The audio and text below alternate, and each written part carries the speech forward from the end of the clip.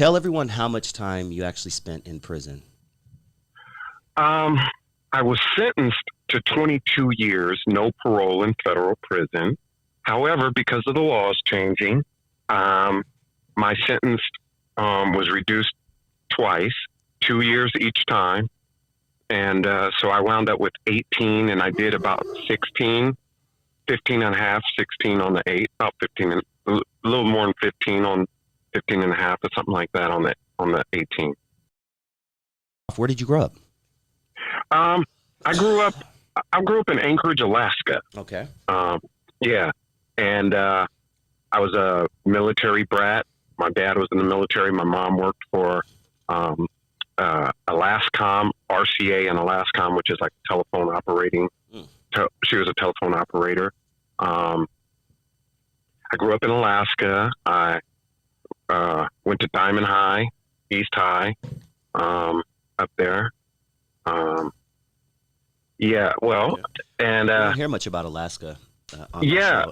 You are I'm African American. I'm African American. I knew that personally, but I wanted to let everyone know. What was it like being a African American black dude growing up in Anchorage, Alaska? Well, there's not very many African Americans in Anchorage, Alaska. However, there's probably a lot more than people would think because they have 2 military bases. They have Elmendorf and Fort Rich, right attached to the city. So, we do, and then just fishing and oil and people just coming up there for a better life. Yeah. It was like a good place to raise your family and stuff. But now it's more like pretty much like everywhere else. Yeah. Big city, United States, gangs, yeah. violence, drugs. All that has made it to Alaska. When we were growing up, you could leave your bike in the yard and it'd be there in the next day. Before 2005, were you around to witness that transition from, oh, this is a great place to raise kids, to, oh shit, we're just like Philadelphia, New York? No. By that time, in the early the mid 80s, early 90s, just like pretty much everywhere else, cocaine and crack was predominant in like low income areas. I didn't necessarily grow up in a low income area. However, it still, drugs and stuff kind of reached my family too. We all have like most of us have family members, especially if we're African American, even if it's an extended family member that has been touched by, the drug epidemic.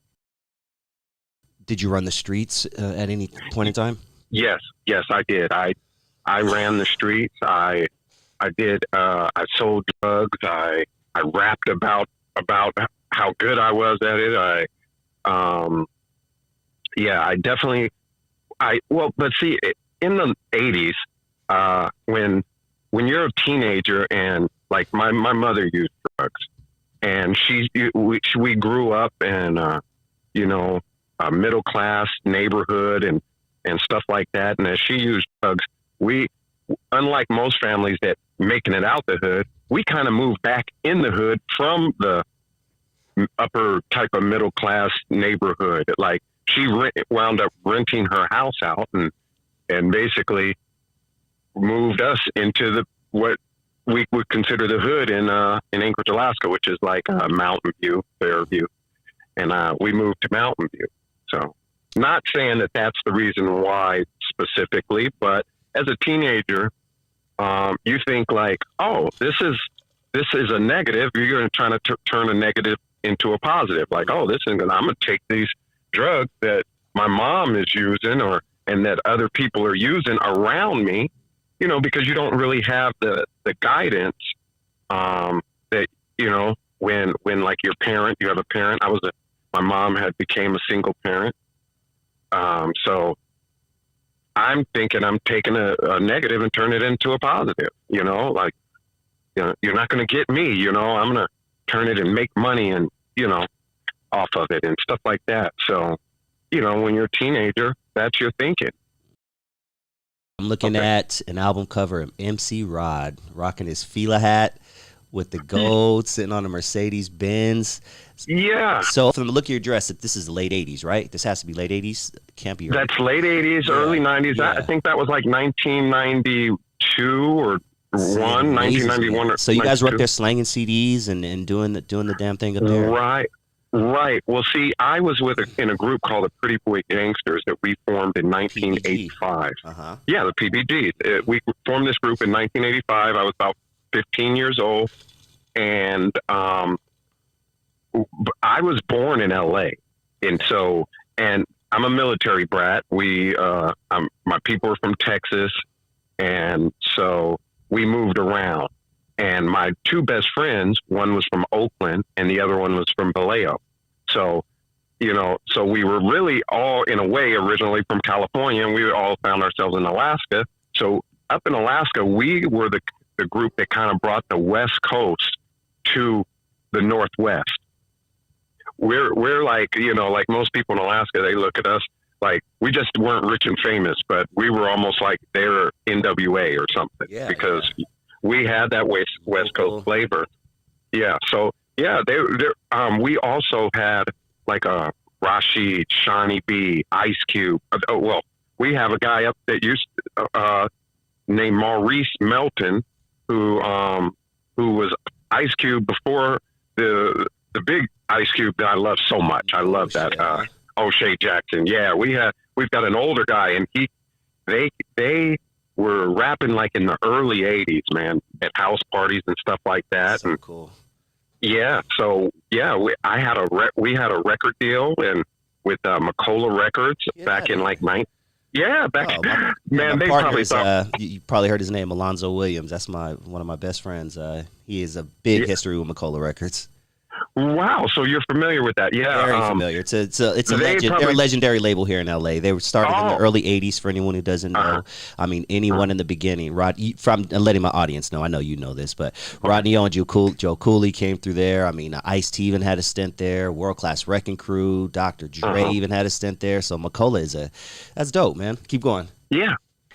So we had a little distribution type of record deal, and I mean, nothing really came of it, but they probably thought we were some type of fools because we did it over the phone, long distance, did everything long distance and stuff like that. But, we were young and we were trying to do our thing. Like, we were independent. We didn't sign, we signed a distribution deal with Macola, really, record deal.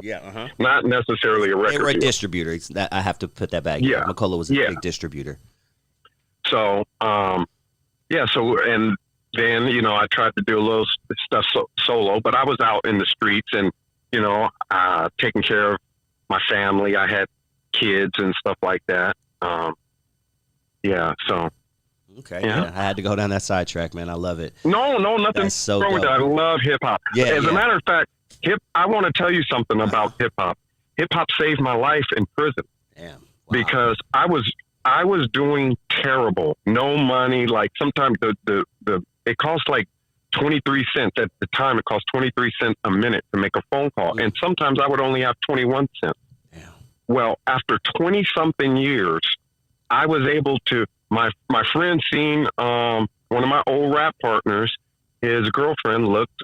Said, "Hey, let me look up your old rap group," and he's like, "It wouldn't be on the internet because we did our thing before the internet." And sure enough, it was up there, and they were selling it, and we hadn't got any money. Apple iTunes. So he did a lawsuit, and because I was in there like filing motions and stuff on my criminal case, I knew how to file my own motion. I joined in, and next thing you know, none of the drug dealing or anything like that, or none of that came and helped me out. But the legal stuff that I did with the music, like I ended up getting a few $1,000, not much, but a little something.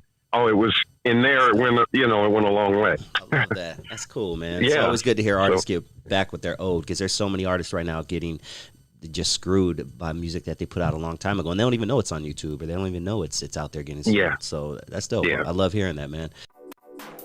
Just give me a little bit of peace, steady job and some food to eat. Just give me a little bit of peace, steady job and some food to eat. Just give me a little bit. When is the first time you remember Crips and Bloods coming up to Anchorage, Alaska? Let me see. Well, in the 9th grade, one of my friends, he came from LA, and he was a Grape Street Crip or something like that. And we hung out. He turned out to be one of my good friends. His dad loved me because I was kind of like a good kid a little bit, you know. Yeah, his dad was like an airline pilot, and this is a black dude, you know, is a single father, you know, just trying to raise his son and his daughter, and you know, and wow, was Capone. Capone was his name, good friend of mine, and yeah, so that was it. 84. Wow, early on. Yeah, so you know, like I said, there's military bases up there, so Alaska was really slow in a lot of areas, but it was also ahead of its time in some areas too, because people from all over the country go there. You know, are they? Yeah, any tourist place or any type of place with military, you know, big military bases are going to have people from all over. So we got the lingo from all over as opposed to just one city or state. You know. Gotcha. Oh man, this is so interesting to me. Let me ask you. How old are you, if you don't mind me asking? I'm 52 years old. Okay, we're pretty much in the same generation. So you remember I remember vividly when, you know, crack cocaine was just terrorizing my community down here in LA. Can you kind of give me an idea of when you remember kind of hearing about this drug called crack, and like you started maybe seeing some changes in your community? Maybe, you know, maybe I'm thinking it came around at the same time of gangs. I was trying to see if that maybe goes together. Like 84, you know, I'm just guessing, because usually that's how it's spread. Yeah, it was the mid 80s, but I guess I was just a tad sheltered. Like it almost hit me kind of, you know, at the same time as I was actually seeing the actual streets. You know what I mean?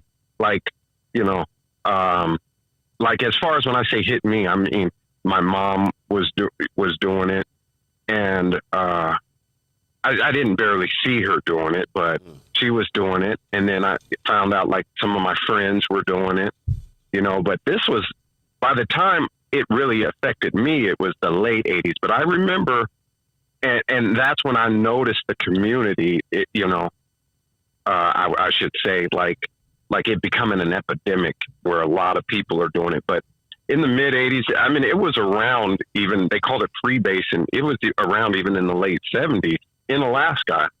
However, it was far and few between, I would say. Yeah. But Alaska, Anchorage, I think it was the late 80s. Okay. Yeah. And it was bad. It was pretty bad. Yeah. So it hit you guys pretty hard, and you started noticing. Well, we got a lot of money up there, you know, from the oil, and then the government, a lot of government money, like welfare was like $900 a child, or the first child. It reduced after that. So even poor people have money, and they give you free money to live up there too. So you know, everyone had money, and then, you know, it was like Alaska, Anchorage was like one of a best kept secret, you know. On December 15th, 2005, your life changed forever. I'm going to let you take it from there, Roderick, and tell us, you know, what happened on December 15th, 2005. Okay. Well, a friend of mine had got arrested August 13th, 2005. And so I knew, you know, I had heard word, and then later on, another guy that was associated with him got arrested in October. So I knew that this guy, that oh my God, that they could be coming after me, because I was hanging out with the guy that got arrested in October. We were hanging out that day. And we had went up to the airport August 13th, looking for the guy who had got arrested. So we find out that he was being arrested for picking up a young lady at the airport. And so we leave. Then later on, he gets arrested. On December 15th, I end up getting arrested. Basically, they were saying that we all three were going to the airport to pick up one young lady with drugs. Okay.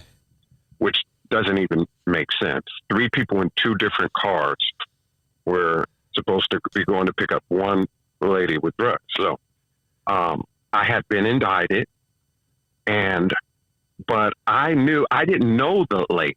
So I was like, at first I'm like, well, if she's the only one that is arrested, and then this other guy, and then these 2 other guys, then I know I didn't have anything to do with it. Now, I shouldn't have went to the airport, but, I didn't have anything to do with anything. There was no drugs. I didn't see any drugs. I didn't have any contact with anyone, at all. I just drove up to the airport. The one guy got out the car, went to go talk to our friend, and then he came back and said, "Oh, man, that's the DEA talking to him." He came back out of my car, and we drove off. So there was no connection with drugs at all. Now, don't get me wrong. I was, involved with drugs and everything. However, this turned out to be a conspiracy charge, which I had absolutely nothing to do with.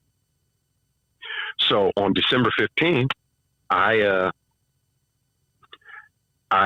basically I get arrested, and later on I found out that the DEA agent, just like I suspected, I'm like, hey, I didn't do anything. So someone's lying. And I thought it might've been something that I did do as opposed to because of that night, you know what I mean? Because I didn't have anything to do with the drugs that the young lady was carrying.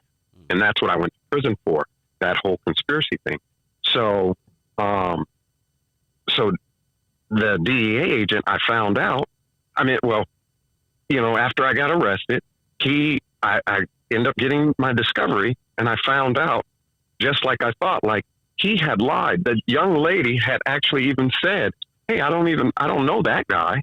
And so did the other guy that was riding with me, who everyone was saying, like, basically, who had snitched and stuff like that. But even he had said, like, no, we were going to go visit. We were going to go, look for the other guy, Mm-hmm.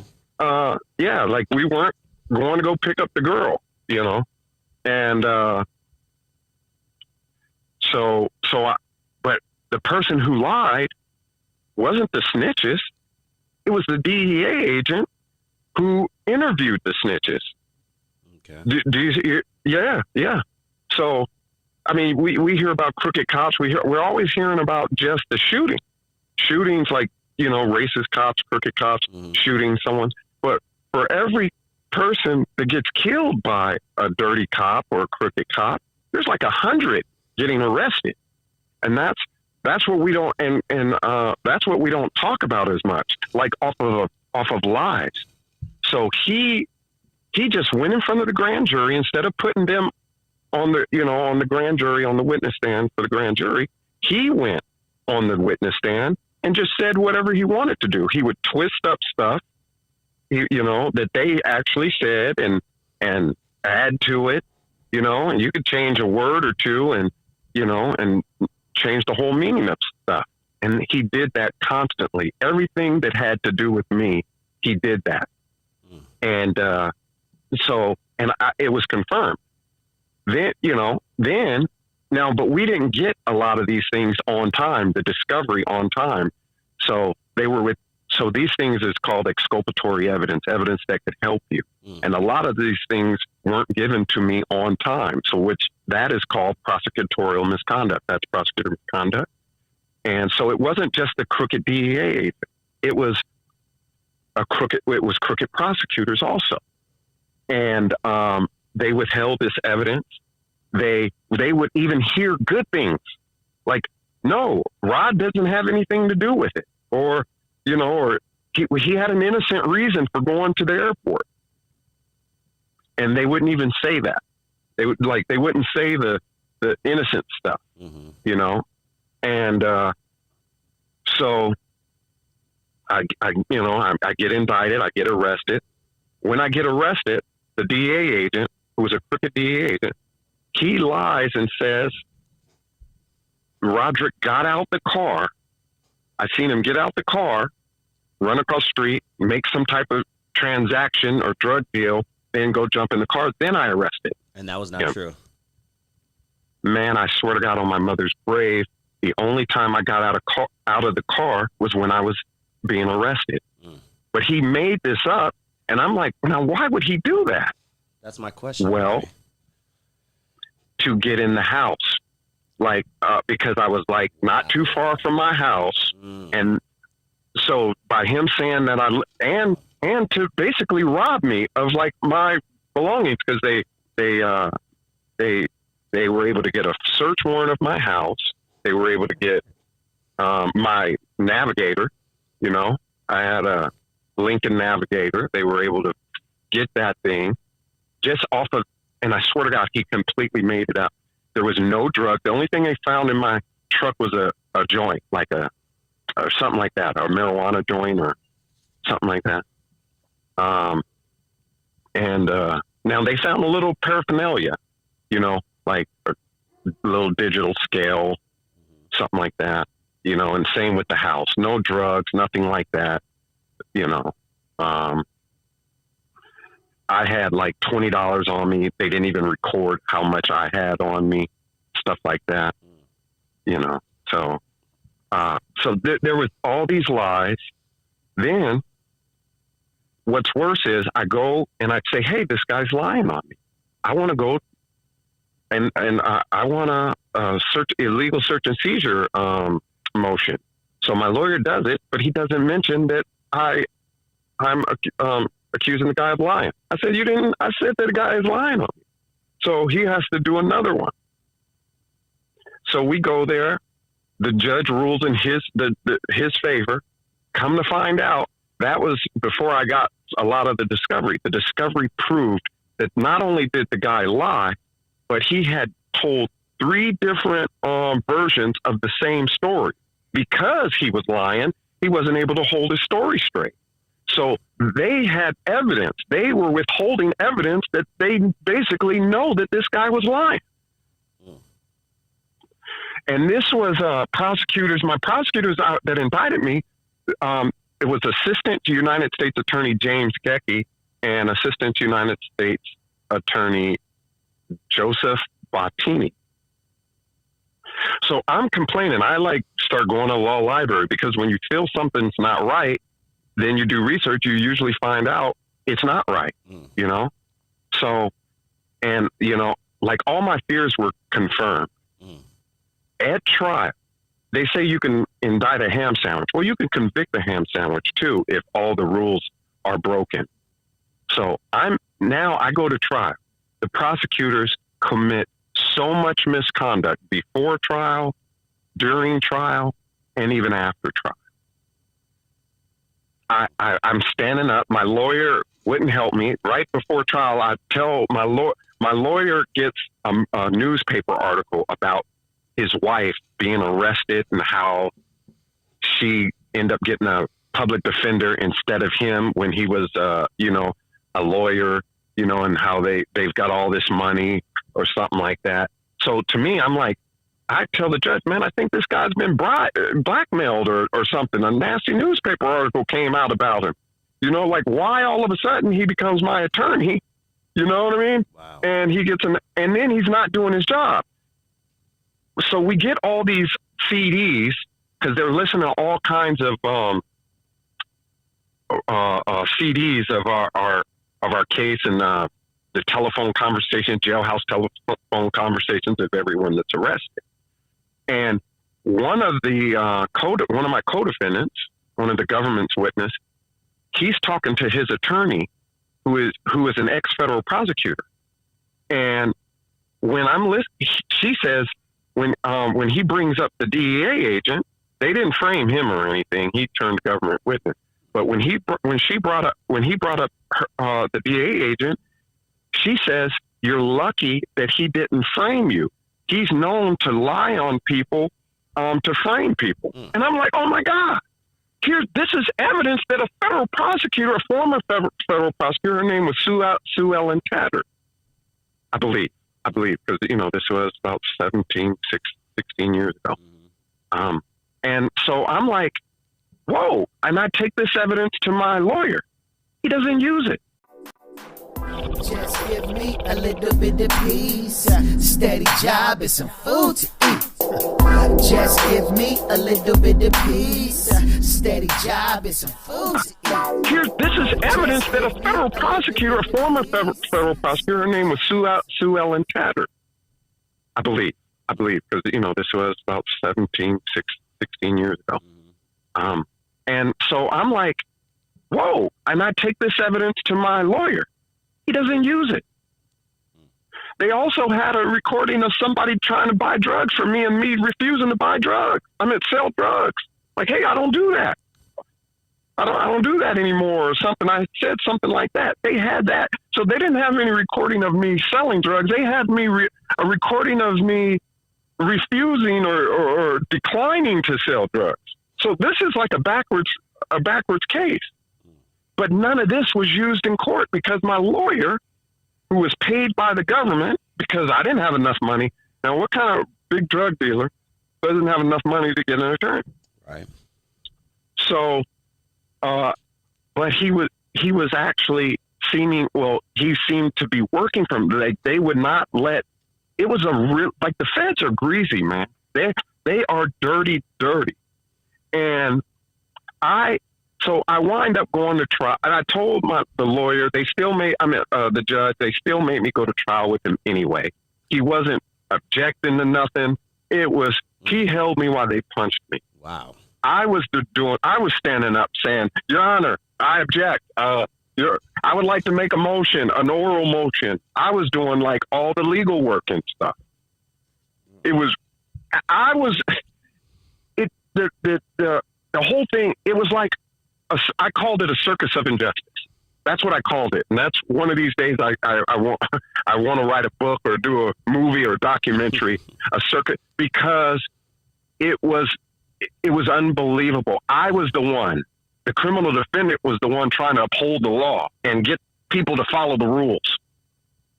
The judge wasn't doing any of it. In fact, I've got 100% documented proof that the DEA agent and the prosecutors repeatedly committed misconduct. Repeatedly. Over and over. Documented proof. 100%. It's all on paper. The bad thing about it's not on video in this fast food society, but if you can, like old school, compare, like look at the paperwork and compare it to the other paperwork and stuff like that, I've got 100% documented proof that they repeatedly committed misconduct. I even got 100% documented proof that the DEA agent committed crimes, because lying under oath is a crime. And like I said, not just once. I'm telling you, my case was record breaking for its misconduct. Here's another catch. I filed all kinds of complaints. I was writing the judge. I was writing the media. I was writing all kinds of organizations, to no avail. No one did anything. 3 years later, my same prosecutor was on the front page of newspapers all across the country for prosecutorial misconduct in the biggest misconduct scandal in the nation. It was the Senator Ted Stevens case. There was a bunch of politicians being investigated. What's his name? What's his last name? Starts with a G, right? Which one? James Gecky? Gecky. Is that who you're talking about? Yes. Uh-huh. James Gecky. Well, Bottini too.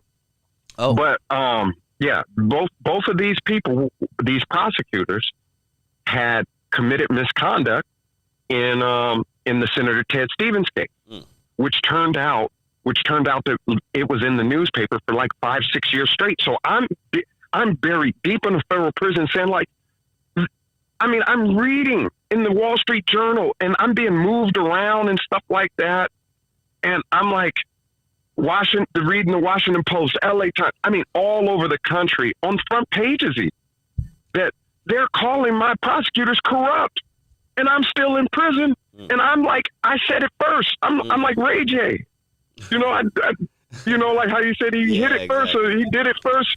I said it first, but because of that, and because I'm an African American, and because my criminal record isn't the cleanest in the world, they did not. It's too embarrassing for me to have been the only one saying, "Hey, these people," because I'm book smart. You know, I went to the law library and looked stuff up. I guess they didn't expect that, and they were trying, and they knew it. They were telling me, the bailiffs and stuff, don't you say anything. Anyone else, they didn't say it. You guys, we all going to court together. Y'all all can talk, but this guy right here, don't you say nothing to the judge.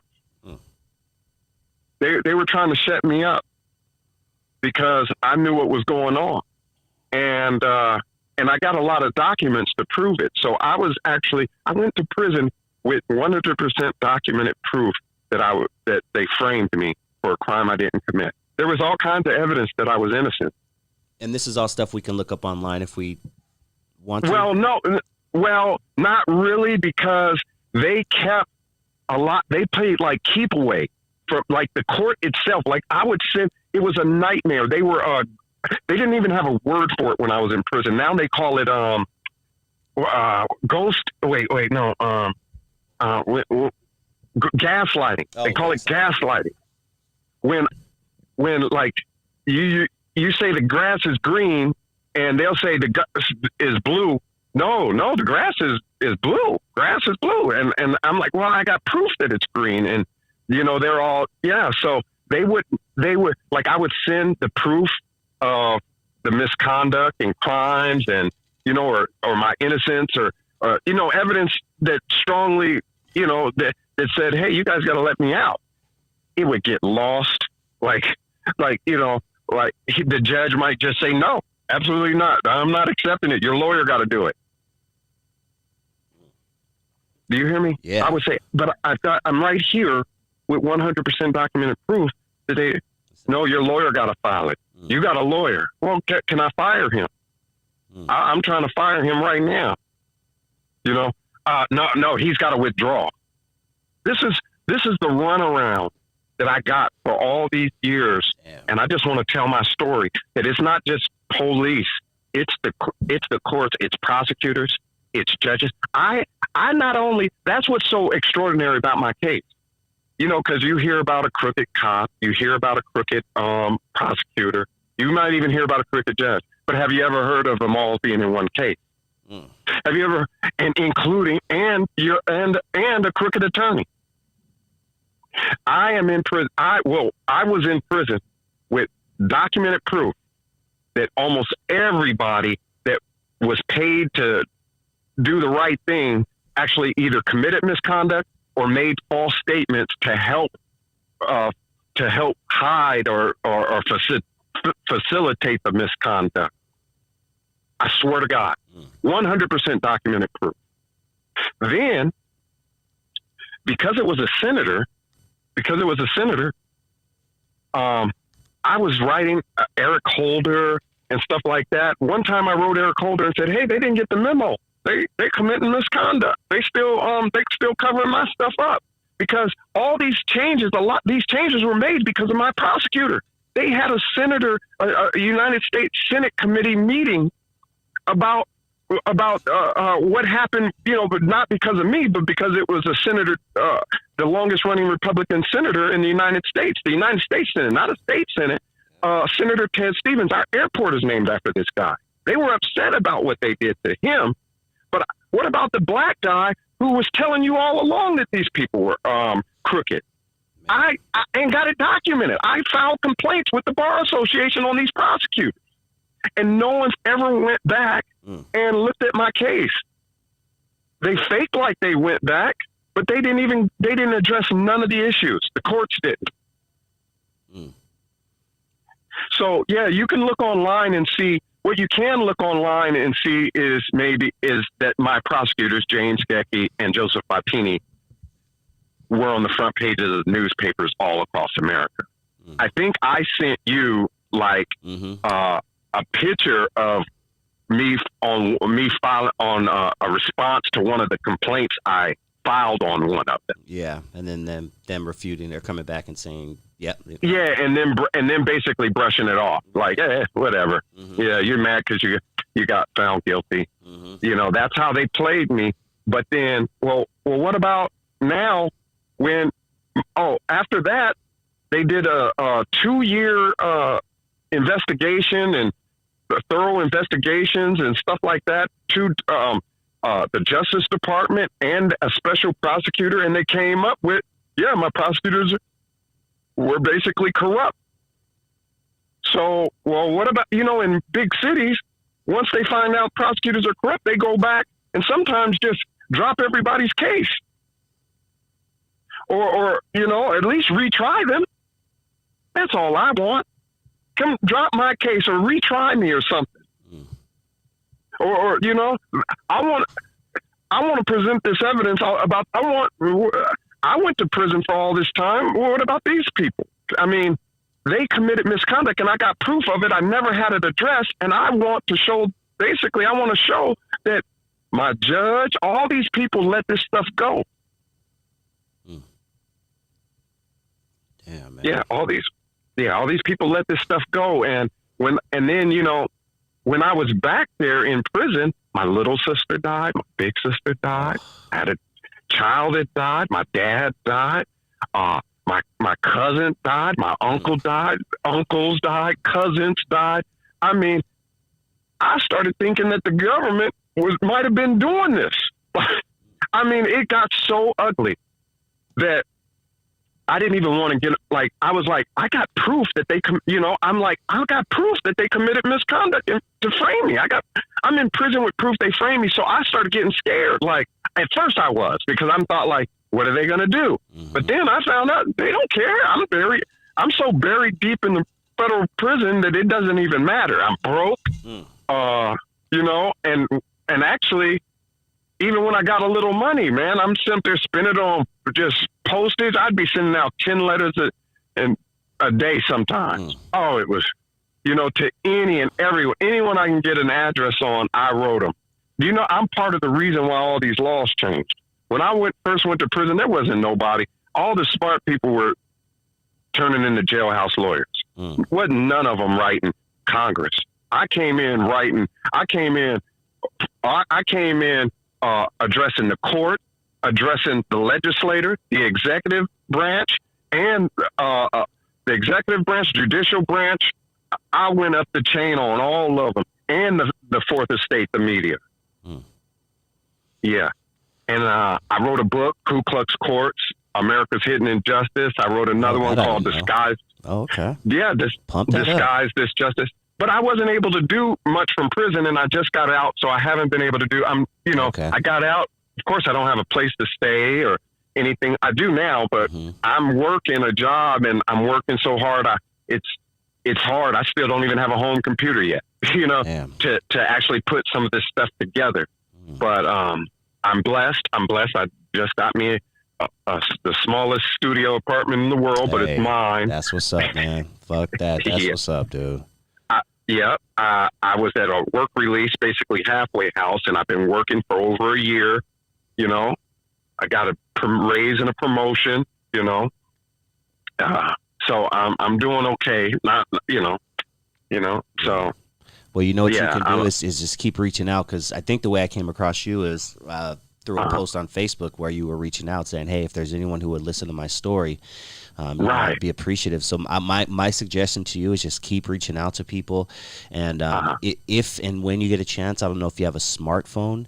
Or if okay. Man, a smartphone could change your life.